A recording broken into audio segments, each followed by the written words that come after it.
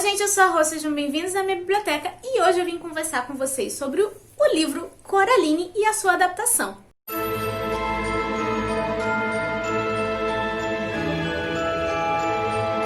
Coraline foi escrito pelo Neil Gaiman e publicado aqui no Brasil em 2009 pela editora Rocco nessa edição e agora em 2020 publicado pela editora Intrínseca. Hoje a gente vai conversar tanto sobre o livro, a história da Coraline, o filme, a sua adaptação, e assiste esse vídeo até o final porque lá no final eu vou deixar rolando algumas imagens sobre como é que é essa edição por dentro. Ela é muito bonita, sério gente, vocês precisam ver. Mas, enfim, de qualquer forma, se você se interessar por essa história, por esse livro, você quiser adquiri-lo, por favor, adquira pelo link de compra que tá aqui embaixo no box de descrição, o link da Amazon, que você comprando por esse link, você ajuda muito o canal sem estar pagando nada mais por isso. E claro, gente, por favor, não se esqueçam de deixar um like no vídeo, porque isso ajuda muito na divulgação e de se inscrever no canal. Até porque está rolando alguns sorteios por aqui, tanto de Halloween quanto de Natal. Sim, já estamos falando do Natal. Eu vou deixar os vídeos nos cards e também na aba de comunidade eu postei lá quais são os sorteios pra vocês verem e participarem, Mas enfim, a Coraline se muda com os pais dela pra um velho casarão que ele foi dividido agora pra se tornar uma espécie de complexo de apartamentos. Lá ela acaba encontrando alguns vizinhos um tanto excêntricos, como duas ex-atrizes e um velho chamado Senhor Bobo, Esse velho é um pouco meio doido. Ele fala que tá treinando um circo de ratos. E a Coraline se sente muito sozinha nesse lugar, porque não tem outras crianças pra brincar com ela. Os pais dela estão super ocupados com o trabalho, e as coisas assim da mudança em si. E ela acaba gastando o tempo dela pra explorar o lugar, sabe? Até que um dia ela acha uma porta, só que essa porta dá pra uma parede de tijolos, E a mãe dela diz que aquela parede foi fechada quando eles resolveram dividir o casarão pra fazer o complexo de apartamentos. E que aquela porta não significa nada. Só que em outro momento em que a Coraline olha para aquela porta, ela vê uma passagem para um outro mundo. E dentro desse outro mundo existe uma outra casa igual àquela, outros vizinhos e outros pais. Tudo nesse mundo é muito mais interessante do que no mundo real. Os outros pais dão super atenção a ela, sabe? Só que a Coraline é uma menina esperta e ela percebe que tem algo muito estranho e sombrio acontecendo ali.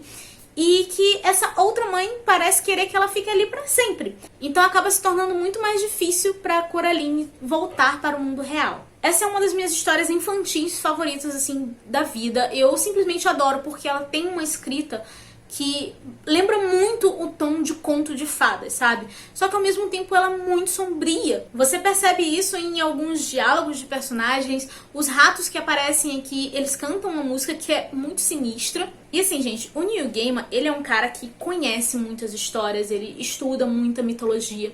Então tem alguns conceitos dentro de Coraline que aparentemente parecem simples, criados aleatoriamente, somente por uma história infantil, mas não, tudo tem uma história por trás, um significado. Até esse conceito, da outra mãe, ele é inspirado em um conto chamado La Nueva Madre. Se não me engano, acho que tem esse conto em e-book na Amazon. Eu vou deixar quando eu for deixar o link de Coraline aqui embaixo, eu vou deixar o desse conto também pra vocês poderem conferir. Tem muitos conceitos que eu nem posso, assim, falar aqui pra vocês, porque senão seriam spoilers, mas tudo tem um significado. Seja na questão dos olhos, já que as pessoas desse outro mundo possuem botões no lugar dos olhos, no próprio gato que ajuda a Coraline durante a história, sobre que tipo de criatura é a outra mãe, que tipo de lugar é aquele. E é muito legal você ir identificando essas coisas em algumas falas sutis do gato ou em algumas sensações que a Coraline tem a respeito daquele lugar. Muita coisa o Neil Gaiman não fala diretamente pra gente, ele sempre joga o mistério no ar e deixa ali pra você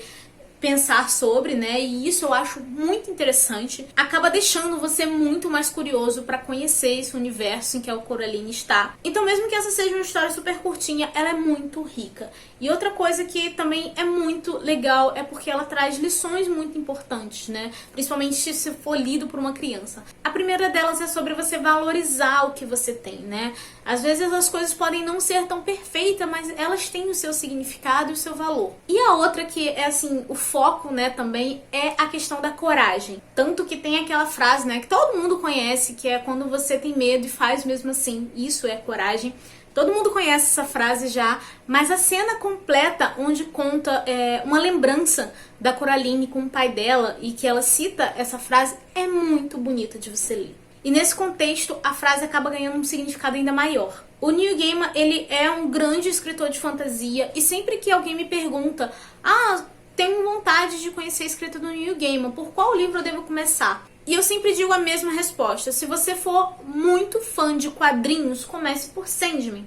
Mas se você quiser um livro, comece por Coraline. Sério, gente, não tem como não amar Coraline, sabe? Porque essa é uma história que é capaz de conquistar tanto crianças quanto adultos, tanto pela questão da escrita, a história em si e a personalidade da própria Coraline. Agora, sobre a adaptação de Coraline, a primeira coisa que eu tenho pra dizer pra vocês é que essa é a minha animação favorita da vida. Até porque ela é feita em stop motion, que é uma técnica aí de animação onde eles literalmente criam todos os bonequinhos, sabe? Todas as cenas e vão mexendo nelas milimetricamente e vão montando elas, sabe? É a junção de como se fosse as fotos dessas cenas se mexendo que formam a animação completa. E isso é um trabalho artístico absurdo pra mim, que eu simplesmente admiro muito. E só por isso aí eu acho que já vale a pena você assistir, né? Pelo trabalho artístico da produção. Agora, a respeito da história, ela não possui tantas diferenças assim, né? Em comparação ao livro. A essência está totalmente no filme, sabe? Eles respeitaram muito a obra. Só que tem algumas pequenas diferenças. A primeira delas que eu pude sentir enquanto eu assistia a animação é que o mundo é um pouco mais atrativo do que no livro, sabe? A Coraline, ela acaba se deslumbrando um pouco mais fácil no início da história. E até porque é uma animação, então eles colocaram tudo muito mais colorido, tem as músicas, a própria dublagem, né? A pessoa que faz a voz da outra mãe, ela tem uma voz muito suave, muito atrativa. Até a gente que tá assistindo acaba se sentindo um pouco encantado pela voz dela, pelos gestos da outra mãe. E a segunda diferença, que é até bem mais gritante, é que no filme existe um personagem chamado Waibe. E ele é um garotinho que mora ali perto, né? E ele tem muito medo da avó dele, porque a avó dele fala pra ele não ir lá nesse complexo de apartamentos e tudo mais. Ela meio que coloca um medo no menino. E assim, o bacana desse personagem é porque ele é muito carismático.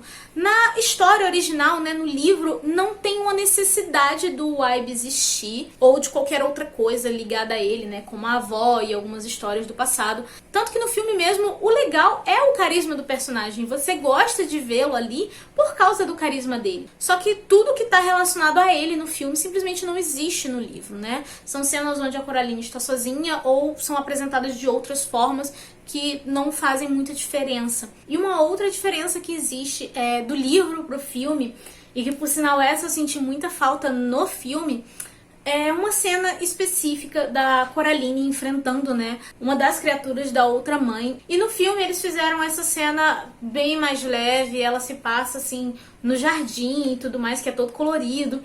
Mas no livro, essa é uma cena que é muito macabra. Eu acho que se uma criança ler, ela pode ficar um pouquinho assustada ali. Eu senti falta da cena, mas eu entendo eles terem retirado, afinal de contas é um filme infantil. E nem sempre uma coisa que funciona em livro funciona muito bem, sabe, no audiovisual. E isso aí eu acho que eles tiraram exclusivamente porque ia ser muito assustador para as crianças. Mas de qualquer forma, eu acho que essas são as principais diferenças entre o filme e o livro. E assim, gente, o filme ele é muito bonito. A animação dele é muito bonita mesmo.